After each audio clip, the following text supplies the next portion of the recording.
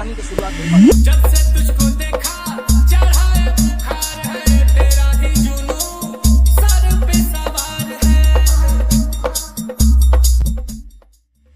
Body तेरी bottom है और स्किन है, मेरे लिए बोलो कैसी जंगल ग्रीन है। दिलावा के खाली बाटे रूम, मन करे फोटो ले चूम चूम करके चूम चूम करके चूम चूम करके चूम चूम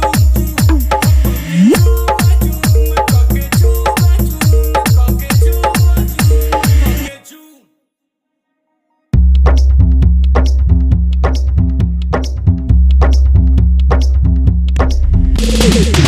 www.djbasecamp.com DJ Sandeep Rajniki वो मीठी मीठी बातें गजब की मुलाकातें, वो याद आती है रातें जाने जा।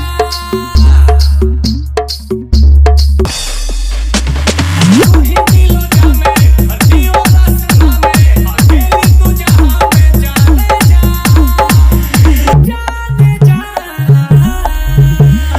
आँखों में तेरे जादू, कहो तो सितारे तोड़ी ला। देखो ही में लागे लू मासूम, तोहरे लगा रानी झूम करके झूम झूम, ताहर फोटो हम देखी करके झूम जाला झूम झूम करके देखिए के मन जाला झूम।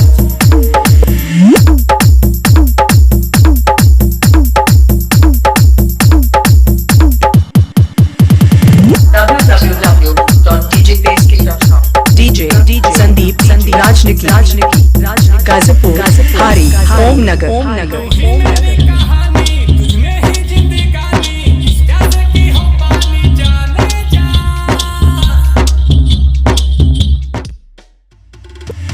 तेरा दीवाना तू मेरा ही ठिकाना, मौसम है आशिकाना जाने जा जाने जा।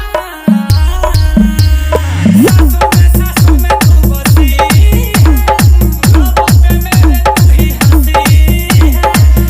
गुच्ची के लगा के परफ्यूम, बिगर ब्लास्ट करे धूम करके झूम झूम, ताहर फोटो मिक्सिंग के लिए संपर्क करें मोबाइल नंबर 95 010 51 335।